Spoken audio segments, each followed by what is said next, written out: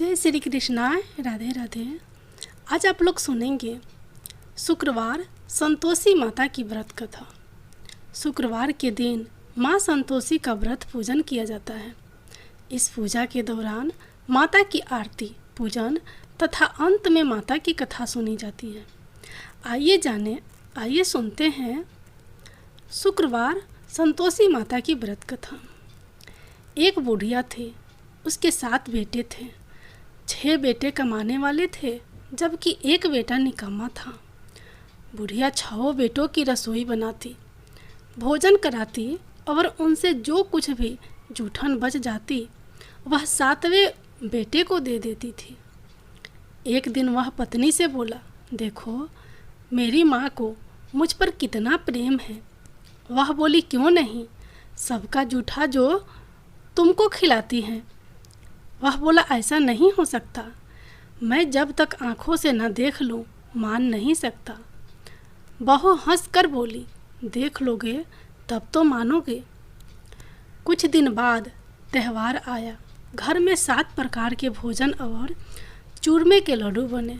वह जांचने को सिर दुखने का बहाना कर पतला वस्त्र सिर पर ओढ़े रसोई घर में सो गया। वह कपड़े में से सब देखता रहा। 6 भाई भोजन करने आए। उसने देखा माँ ने उनके लिए सुंदर आसन बिछा नाना प्रकार की रसोई परोसी और आग्रह करके उन्हें जमाया। वह देखता रहा। 6 भोजन करके उठे, तब माँ ने उनकी जूठी थालियों में से लड्डुओं के टुकड़े उठाकर एक लड्डू बनाया। जूठन साफ कर बुढ़िया माँ ने उसे पुकारा, बेटा 6 भाई भोजन करके चले गए, अब तू ही बाकी है, उठ जा, तू कब भोजन करेगा। वह कहने लगा, माँ मुझे भोजन नहीं करना, मैं अब परदेश जा रहा हूँ।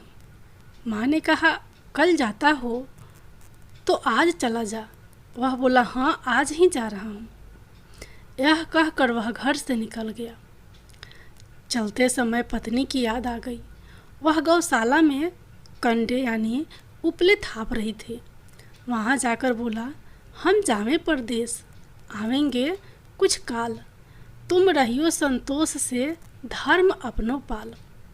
वह बोली, जाओ पिया आनंद से, हमारो सोच हटाए, राम भरोसे हम रहे, ईश्वर तुम्हें सहाय।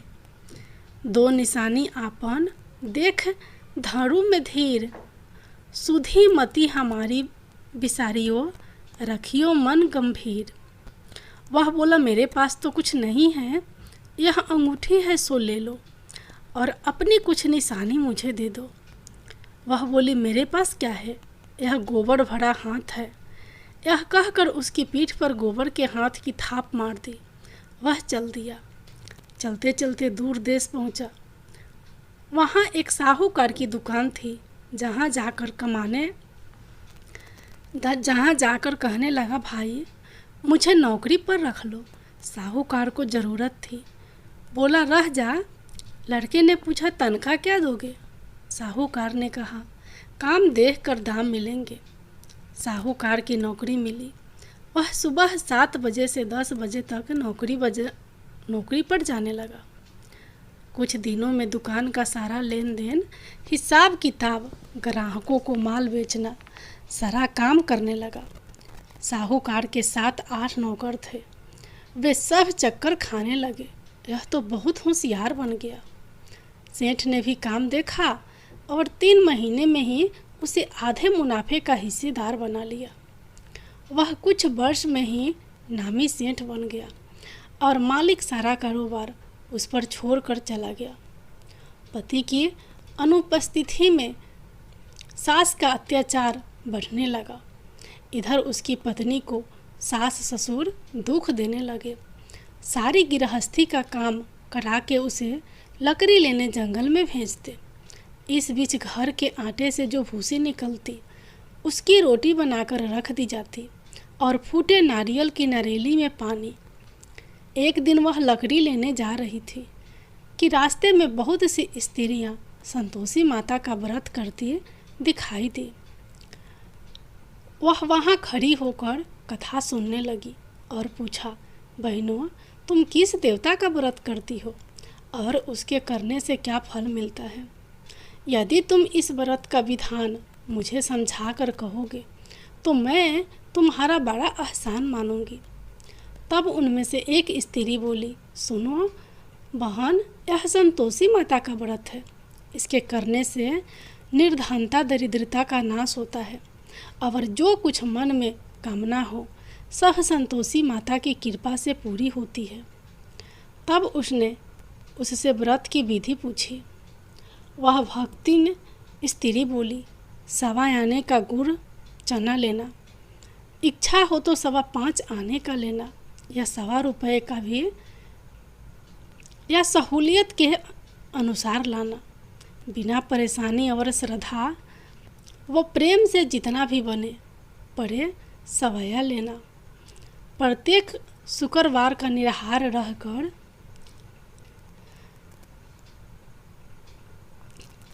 कथा सुनना। इसके बीच कर्म टूटे नहीं, लगातार नियम पालन करना। सुनने वाला कोई ना मिले तो घी का दीपक जला उसके आगे या जल के पात्र को सामने रखकर कथा कहना। जब कार्य सिद्ध ना हो नियम का पालन करना और कार्य सिद्ध हो जाने पर व्रत का उद्यापन करना। 3 मास में माता फल पूरा करती हैं।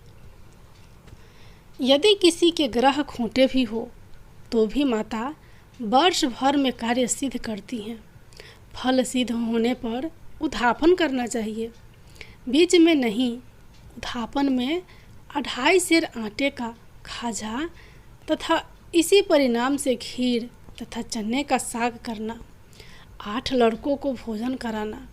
जहाँ तक मिले देवर जेठ भाई बंधु के हो, ना मिले तो रिश्तेदारों और पास पड़ोसियों को बुलाना। उन्हें भोजन करा यथाशक्ति दक्षिणा देना। माता का नियम पूरा करना। उस दिन घर में खटाई नहीं खाना चाहिए। यह सुन बुढ़िया के लड़के की बहू चल दी। रास्ते में लकड़ी के बोझ को बेच दिया और उन पैसों से गुड़ चना ले माता के व्रत की तैयारी करी। आगे चली और सामने मंदिर देखकर पूछने लगी, यह मंदिर किसका है? सब कहने लगे, संतोषी माता का मंदिर है। यह सुनकर माता के मंदिर में जाकर चरणों में लौटने लगी। दिन हो विनती करने लगी, मैं निपट अज्ञानी हूँ, व्रत के कुछ भी नियम नहीं जानती। मैं दुखी हूँ, हे माता जगत जननी, मेरा दुख दूर कर, मैं तेरी शरण में हूँ। माता को दया आई। एक शुक्रवार बीता कि दूसरे को उसके पति का पत्र आया और तीसरे शुक्रवार को उसका भेजा हुआ पैसा आ पहुँचा। यह देख जेठ जेठानी मुँह सिकोड़ने लगे। लड़के ताने देने लगे। काकी के पास पत्र आने लगे, रुपया आने लगा। अब तो काकी की खातिर बढ़ेगी। बेचारी सरलता से कहती, भैया कागज आवे रुपया आवे, हम सब के लिए अच्छा है। ऐसा कहकर आंखों में आंसू भरकर संतोषी माता के मंदिर में आ मातेश्वरी के चरणों में गिरकर रोने लगी। माँ, मैंने तुमसे पैसा कब मांगा है? मुझे पैसे से क्या काम है? मुझे तो अपने सुहाग से काम है। मैं तो अपने स्वामी के दर्शन मांगती हूँ। तब माता ने प्रसन्न होकर कहा, जा बेटी, तेरा स्वामी आएगा। यह सुनकर खुशी से बावली होकर घर में जा काम करने लगी। अब संतोषी माँ विचार करने लगी, इस भोली पुत्री को मैंने कह तो दिया कि तेरा पति आएगा, लेकिन कैसे आएगा? वह तो इसे सपने में भी याद नहीं करता। उसे याद दिलाने को मुझे ही जाना पड़ेगा। इस तरह माताजी उस बुढ़िया के बेटे के पास जा सपने में प्रकट हो कहने लगी, साहूकार के बेटे सो रहा है या जगता है? वह कहने लगा, माता सोता भी नहीं जगता भी नहीं हूँ, कहो क्या आज्ञा है? माँ कहने लगी, तेरे घर बार कुछ है कि नहीं? वह बोला, मेरे पास सब कुछ है, माँ बाप है, बहू है, क्या कमी है? माँ बोली, भोले पुत्र, तेरी बहू घोर कष्ट उठा रही है। तेरे माँ बाप उसे परेशानी दे रहे हैं। वह तेरे लिए तरस रही है, तो उसकी सुध ले। वह बोला, हाँ माता जी, यह तो मालूम है, परंतु जाऊं तो कैसे? परदेश की बात है, लेन देन का कोई हिसाब नहीं, कोई जाने का रास्ता नहीं आता, कैसे चला जाऊं? माँ कहने लगी, मेरी बात मान, सवेरे नहा धोकर संतोषी माता का नाम ले, घी का दीपक जला, दंडवत कर, दुकान पर जा बैठ। देखते देखते सारा लेन देन चुक जाएगा, जमा का माल बिक जाएगा, साँझ होते होते धन का भारी ढेर लग जाएगा। अब बूढ़े की बात मानकर वह नहा धोकर संतोषी माता को दंडवत घी का दीपक जला दुकान पर जा बैठा। थोड़ी देर में देने वाले रुपया लेने लगे, लेने वाले हिसाब लेने लगे। कोठे में भरे सामान के खरीदार नगद दाम में सौदा करने लगे। शाम तक घर का भारी ढेर लग गया, धन का भारी ढेर लग गया। मन में माता का नाम ले, चमत्कार देख, प्रसन्न हो, घर ले जाने के वास्ते गहना कपड़ा सामान खरीदने लगा। यहाँ काम से निपट तुरंत घर को रवाना हुआ। उधर उसकी पत्नी जंगल में लकड़ी लेने जाती है। लौटते वक्त माता जी के मंदिर में विश्राम करती है। वह तो उसके प्रतिदिन रुकने का जो स्थान ठहरा। धूल उड़ती देख वह माता से पूछती है, हे माता, यह धूल कैसे उड़ रही है? माता कहती है, हे पुत्री, तेरा पति आ रहा है। अब तू ऐसा कर, लकड़ियों के 3 बोझ बना ले, एक नदी के किनारे पर रख और दूसरा मेरे मंदिर पर, वह तीसरा अपने सिर पर। तेरे पति को लकड़ियों का गट्टर देख मोह पैदा होगा, वह यहाँ रुकेगा, नाश्ता पानी खाकर माँ से मिलने जाएगा। तब तू लकड़ियों का बोझ उठा कर जाना और चौक में गट्टर डालकर जोर से आवाज़ लगाना, लो सासू जी, लकड़ियों का गट्टर लो, भूसी की रोटी दो, नारियल के खपरे में पानी दो, आज मेहमान कौन आया है? माताजी से बहुत अच्छा कहकर वह प्रसन्न मन से लकड़ियों के 3 गट्टर बनाई, एक नदी के किनारे पर और एक माताजी के मंदिर पर रखा। इतने में मुसाफिर आ पहुंचा। सूखी लकड़ी देख उसकी इच्छा उत्पन्न हुई कि हम यहीं पर विश्राम करें और भोजन बनाकर खा पीकर गांव जाएं। इसी तरह रुक कर भोजन बना विश्राम करके गांव को गया। सबसे प्रेम से मिला। उसी समय सिर पर लकड़ी का गट्टर लिए वह उतावली सी आती है। लकड़ियों का भारी बोझ आंगन में डालकर जोर से 3 आवाज़ देती है, लो सासू जी, लकड़ियों का गट्टर लो, भूसी की रोटी दो, आज मेहमान कौन आया है? यह सुनकर उसकी सास बाहर आकर अपने दिए हुए कष्टों को भुलाने हेतु कहती है, बहू, ऐसा क्यों कहती है? तेरा मालिक ही तो आया है। आ बैठ, मीठा भात खा, भोजन कर, कपड़े गहने पहन। उसकी आवाज़ सुन उसका पति बाहर आता है।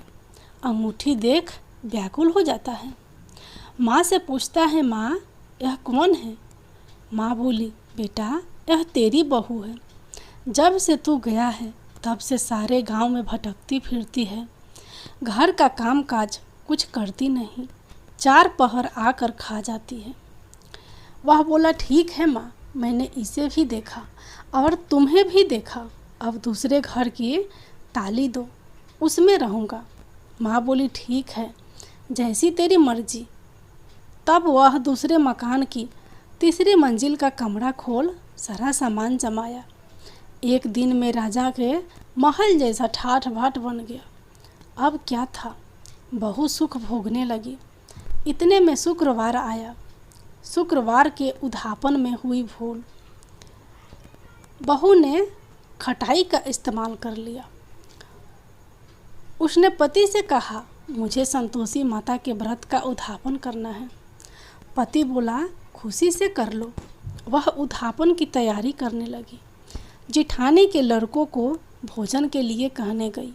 उन्होंने मंजूर किया, परंतु पीछे से जेठानी ने अपने बच्चों को सिखाया, देखो भोजन के समय खटाई मांगना, जिससे उसका उद्यापन पूरा ना हो सके। लड़के जिमने आए, खीर खाना पेट भर खाया, परंतु बाद में खाते ही कहने लगे, हमें खटाई दो, खीर खाना हमको नहीं भाता, देखकर अरुचि होती है। वह कहने लगी, भाई खटाई किसी को नहीं दी जाएगी, यह तो संतोषी माता का प्रसाद है। लड़के उठ खड़े हुए, बोले, पैसा लाओ। भोली बहू कुछ जानती नहीं थी, उन्हें पैसे दे दिए। लड़के उसी समय हट करके इमली खटाई ले खाने लगे। यह देखकर बहू पर माताजी ने कोप किया। राजा के दूत उसके पति को पकड़ ले गए। जेठ जेठानी मन माने वचन कहने लगे, लूट लूट कर धन इकट्ठा कर लाया है, अब सब मालूम पड़ जाएगा, जब जेल की मार खाएगा। बहू से यह सहन नहीं हुए। रोती हुई माताजी के मंदिर गई। कहने लगी, हे माता, तुमने क्या किया? हंसाकर अब भक्तों को रुलाने लगी। माता बोली, बेटी तूने उद्यापन करके मेरा व्रत भंग किया है। वह कहने लगी, माताजी मैंने कुछ अपराध किया है, मैंने तो भूल से लड़कों को पैसे दे दिए थे, मुझे क्षमा करो, मैं फिर तुम्हारा उद्यापन करूँगी। माँ बोली, अब भूल मत करना। वह कहती है, अब भूल नहीं होगी, अब बतलाओ वे कैसे आएंगे? माँ बोली, जा पुत्री, तेरा पति तुझे रास्ते में आता मिलेगा। वह निकली, राह में पति आता मिला। वह पूछने लगी, कहाँ गए थे आप? वह कहने लगा, इतना धन जो कमाया है उसका टैक्स राजा ने मांगा था, वह भरने गया था। वह प्रसन्न हो बोली, भला हुआ, अब घर को चलो। कुछ दिन बाद फिर शुक्रवार आया। वह बोली, मुझे फिर माता का उद्यापन करना है। पति ने कहा, करो। बहू फिर जेठ के लड़कों को भोजन को कहने गई।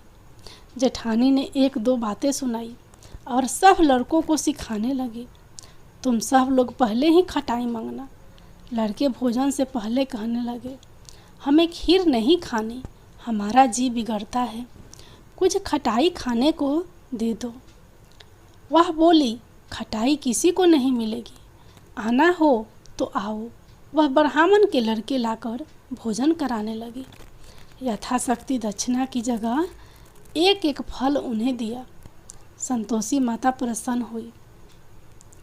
माता की कृपा होते ही 9वें मास में उसके चंद्रमा के समान सुंदर पुत्र प्राप्त हुआ।